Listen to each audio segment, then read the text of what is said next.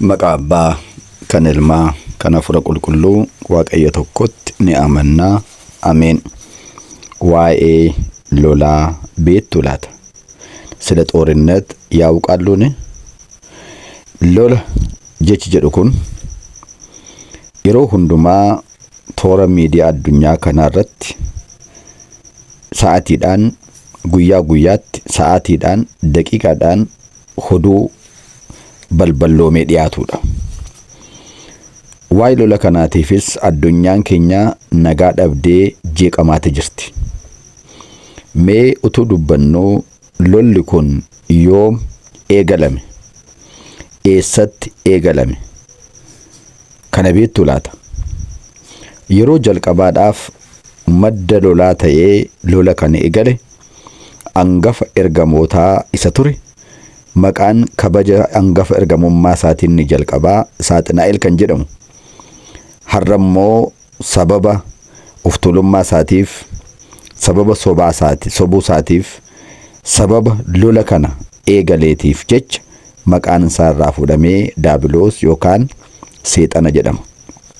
Seexana jechuun afaan warra Ibraayisxiiti. Daabiloos jechuun immoo afaan warra Giriikiiti. Hiiki isaa immoo kan dogoggoree nama dogoggorsu jechaadha. Egaa qalbii namaa, yaada namaa dogoggorsuudhaaf lola akka namaaf nama gidduutti babal'atu kan taasisudha. Lolli kun eessatti immoo eegale?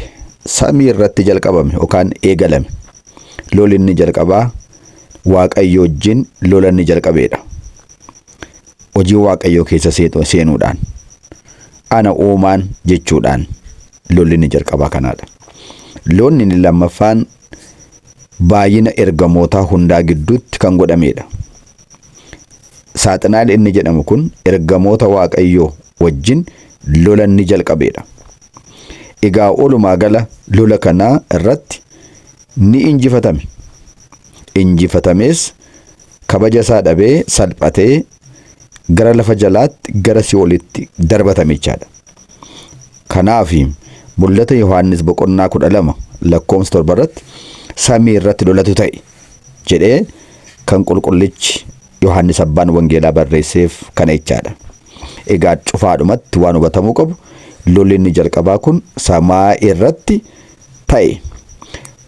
Kan injifatame immoo Daabiloos sa'arra jennu kanaadha jechaadha. Lolli sadaffaan immoo lola baay'ee dhokataa ta'e.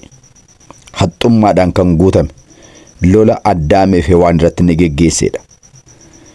Lola kana irratti lola haxxummaadhaan tooftaa addaatiin kan qindaa'e waan ta'eef lola kanaan Addaamii fi Hewaan hin mo'ataman.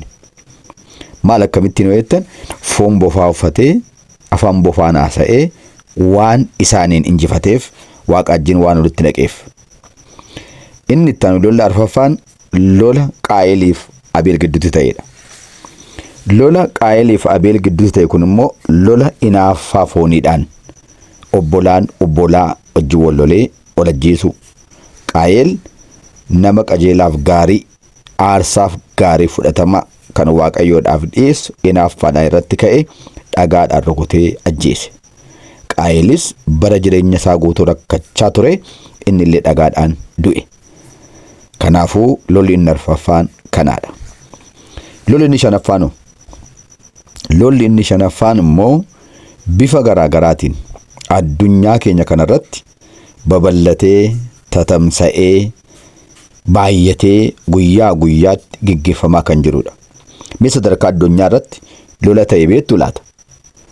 Sadarkaa addunyaa irratti lolli inni jalqabaa afaan Amaariffaan አንደኛው የዓለም ጦርነት jedhamu bara 1914 hanga 1918 waggaa 4 kan geggeeffamedha.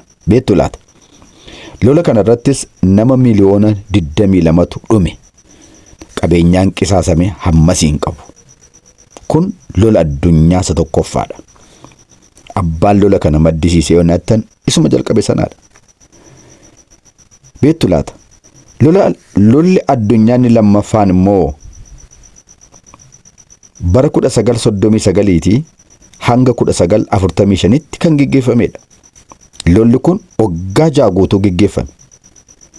Lola kana keessattis namoota miliyoona 60tu badduu ba'ee dhume. Qabeenyi qisaasames hangana hin jedhamu. Beektu laata? Egaa lola isa sadaffaa dubbachuudhaaf fuuldura garuu jecha raajichi Waaqayyoo Daani'el dubbate tokkoon gurra simbuusa. Matsaafa raajii Daani'el boqonnaa 12 lakkoomsa 4 gubbaadhaatti. Bara xumuraa jalaa beekumsi namaadhaa hin baay'ataa hin guddataa ogummaanis ni diriira jedhe. Gara lola addunyaa sadaffaatti tuun seeniin fuuldura ogummaan hin bal'ataa beekumsi hin baay'ataa kan jedhu ilaaluun gaariidha. Mee yeroo jalqabaadhaaf lola ture sana keessatti meeshaan lolaa yeroo jalqabaadhaa maal ture beektu laata? Meeshaan lolaa inni jalqabaa dhagaa ture. Qaayel dhagaadhaan Abeelin ajjeese.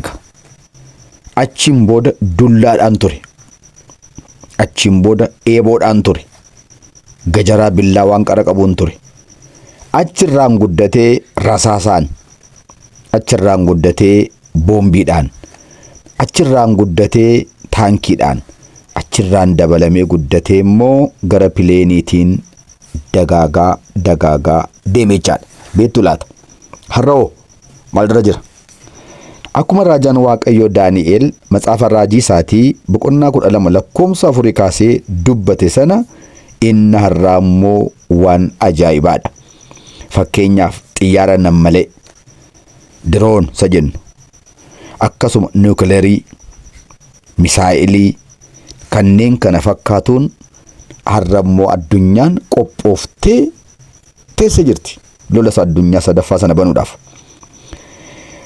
Jechi tokko Global Security Foundation kan jedhu dhaabbanni tokko ragaa inni laateen Ameerikaan